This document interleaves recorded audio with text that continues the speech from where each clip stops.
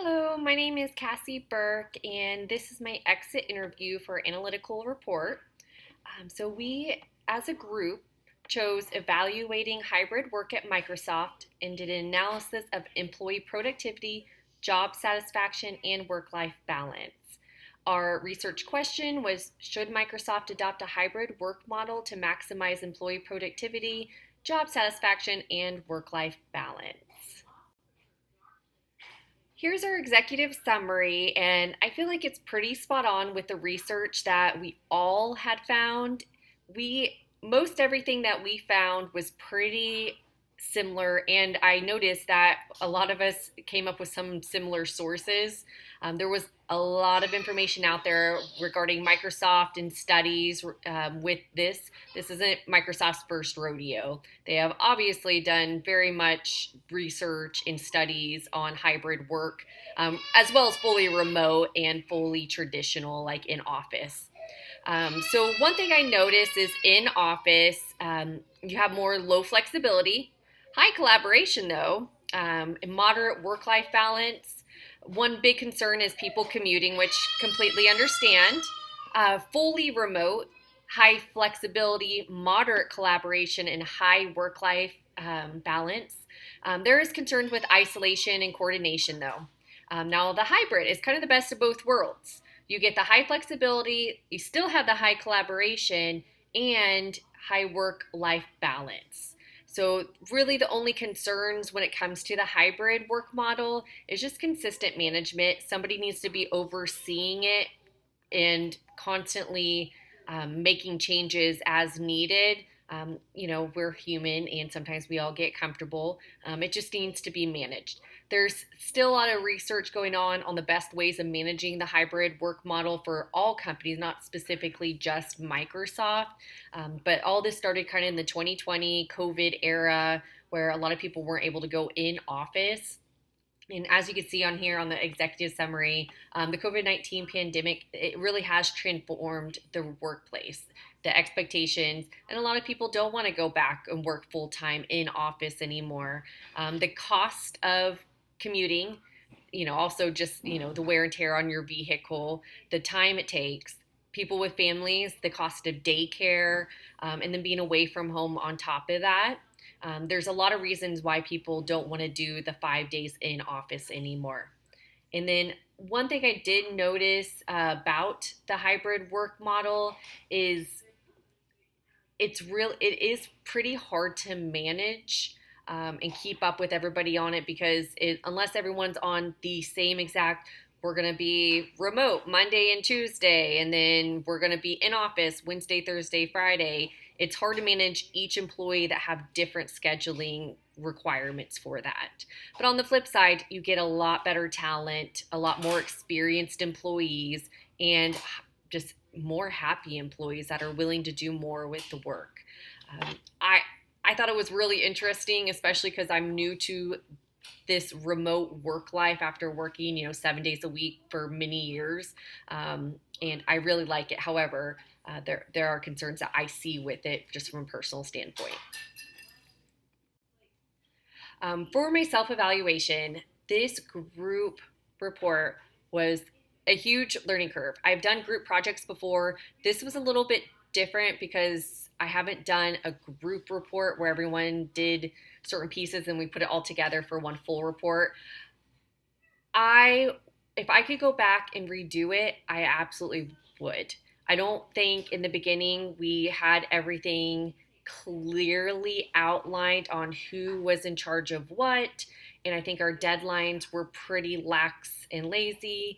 For me, myself, I know I try to get everything done, but I felt myself getting frustrated towards the end. I'll just kind of go through the questions though. The first one was discuss your overall performance on the project, consider your goals, responsibilities, and accomplishments. My performance could always have been better, especially how I handled myself towards the end with my group. I felt like I kind of went manager mode when I didn't want to be the leader in the group, but I felt like I had to step up or this report wasn't going to get done in a timely manner. It did get done. However, it pretty much came together in the last couple days. And for me, I don't like being behind. So that was very frustrating and anxiety ridden for me. I would definitely set clear expectations with the group in the beginning and manage it a lot better throughout the whole process instead of waiting till the last week to be like, hey, how's everybody doing? Um, I was really proud of my findings. I found really good research right off the bat, and then I worked really hard over the couple weeks working on my paper. Specifically, I was in charge of the title page, which I'm not really that artistic. So I did my best, but I try to keep it clean and simplistic.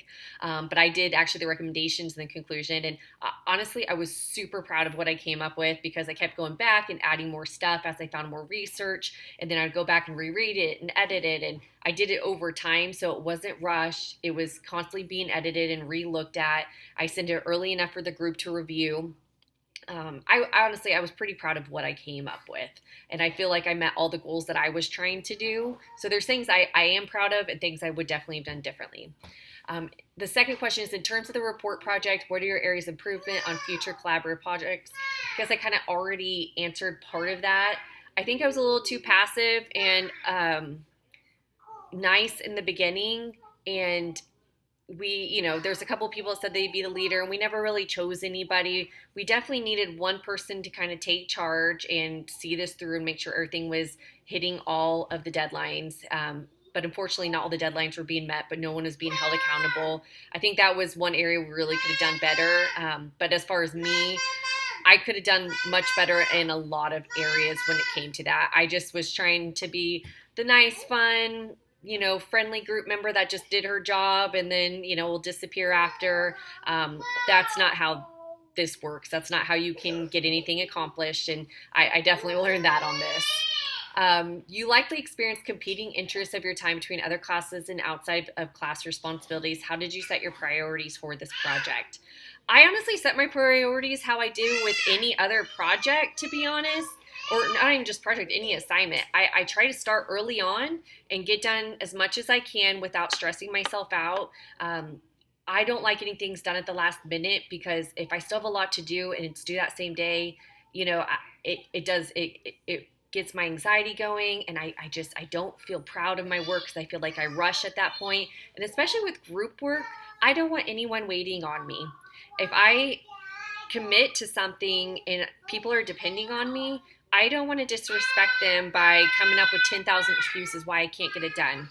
We all have things going on in our lives. As you can hear, I have a screaming 2-year-old in the background. And you know what? I figure it out. And I really try my best to get good grades, to do good reports, to do good on my assignments. And I set my priorities high, and I try my best every day to keep doing better. I want to set a good example. And although I did meet my deadlines, it's not all about me, especially with group, and that's something I really got to step back and look at. Is it's not all about me. It's a group effort, and there's a lot that we can learn together. And I just think I would do so much differently next time. I almost wish I could redo this whole report. One thing I was a little sad about, and I think I started to kind of just give up on the last couple days, was when I looked at the final report that one of the group members had kind of put together on a Word document after we had a Google Doc going and everyone was adding their sections, is somebody kind of redid my whole entire recommendation and conclusion. I started reading it and I messaged the group, and there wasn't a lot of answers on who did it, why they did it, if they didn't like it. I was personally very proud of what I came up with, but somebody else obviously wasn't very proud of it. So that was pretty defeating when I spent weeks putting so much effort into something for somebody just to redo all of it. So I don't even feel like I contributed that much in the end when somebody removed most of my work. But once again, I should have spoke up and said, no, this is my part. This should have been in the paper. No one has the right to remove what I wrote, but if they have concerns or questions, we could discuss that. I don't like ending on that note, but either way, I'm going to stay positive and I'm going to keep trying harder, and I'm going to keep using what I've learned from this whole experience into my future group projects. Thank you for everything.